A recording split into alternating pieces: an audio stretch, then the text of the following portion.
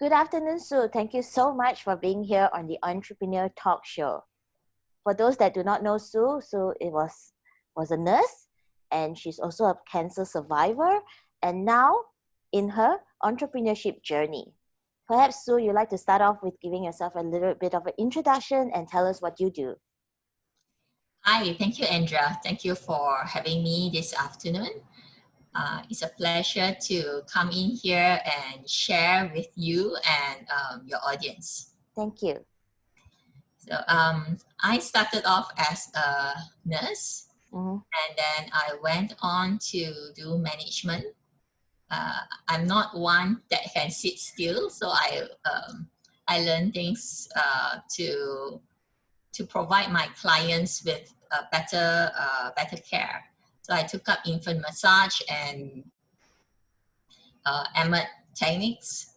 And over the years, I've incorporated essential oils into my line of work.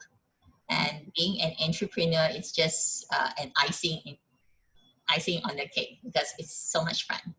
Wow. So it's quite a long journey, isn't it? You've been in nursing and then you were part of the management team. Why this new thing called being an entrepreneur comes attractive to you?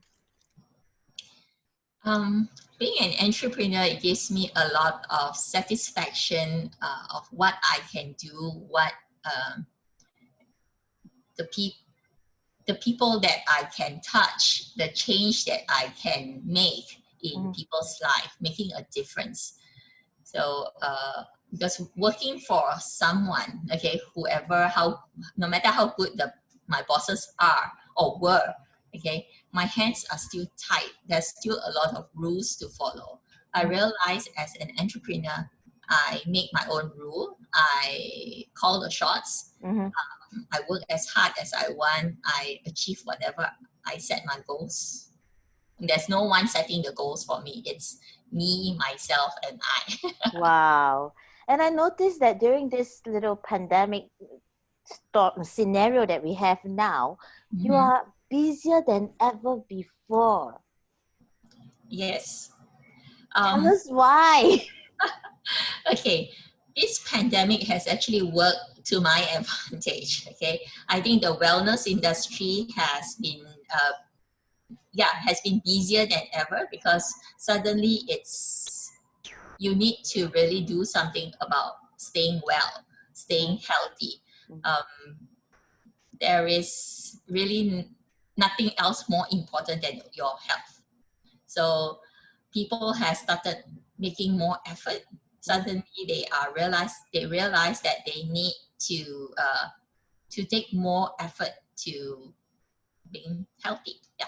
So they look for different approaches, not just the traditional, conventional medical care.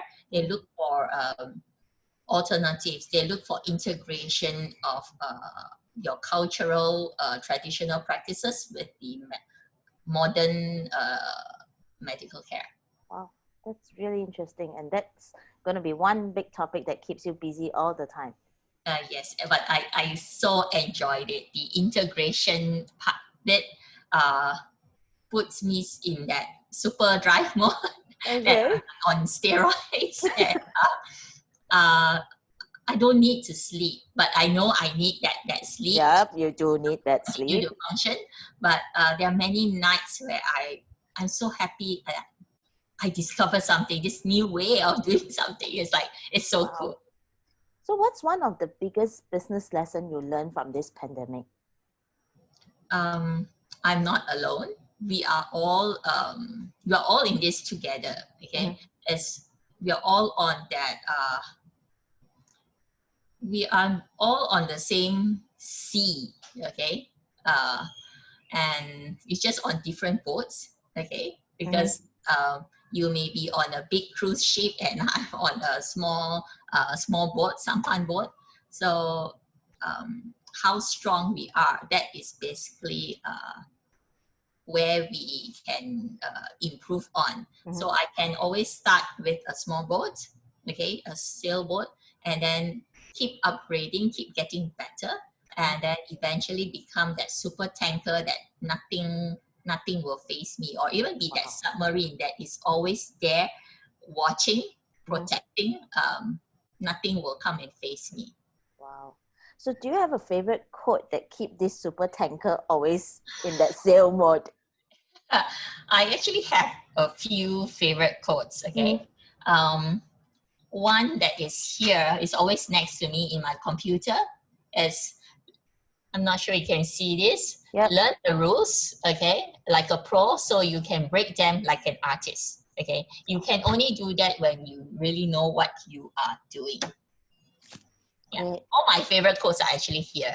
Okay, let's think forward. Yeah, there is think forward. Do something today that your future self will thank you for. That I would like to, when I am 50, okay, or 10 years from now, okay, at 55, I would like to know and be proud of what I have done at the age of 45. Okay, instead of being regrets, I would like to celebrate and be proud of how far I have come. Great, wonderful. And another one is, sometimes there is no next time, no second chance, no time out. Sometimes it's now or never. Wow. It's really powerful because to look at all those COVID-19 patients, those that didn't make it, they didn't have a second chance. They didn't have that extra time. So it's now or never. Wow. And being a cancer survivor yourself, what's one advice that you have for us? The cancer came as a shock, okay, honestly. But I see it as something good. It's an alarm clock, a wake-up call that I can change my life around. I can do it differently, do it better. I go around promoting and advocating the early checkup, health checks. Denial is not going to help you. If you think something is wrong, usually your instinct is right. Go and do something about it. Get it checked. Then have that peace of mind. And even if it's cancer, early detection, early treatment, I think I look well. Okay. You look fabulous. More than well, you look fabulous. And that's great advice.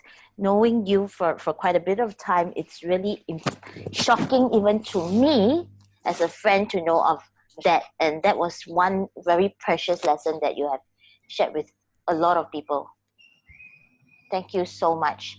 And before I let you go, I definitely want you to share your favorite book. Okay, my favorite. I know you read a lot. Okay, I have a collection of books, library, but my favorite of all time will be Borrowing Brilliance. Okay,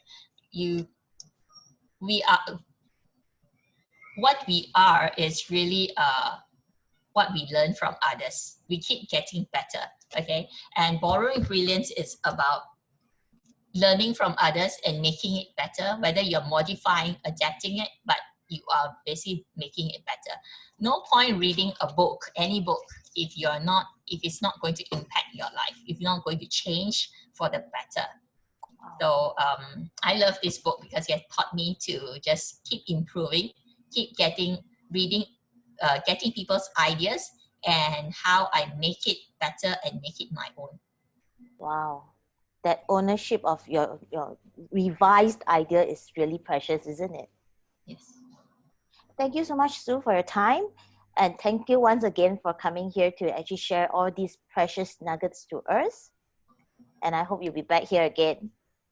Thank you, Andrea. Thank you for having me, and I'll be more than happy to hop on again. See you. See you. Bye. Bye-bye.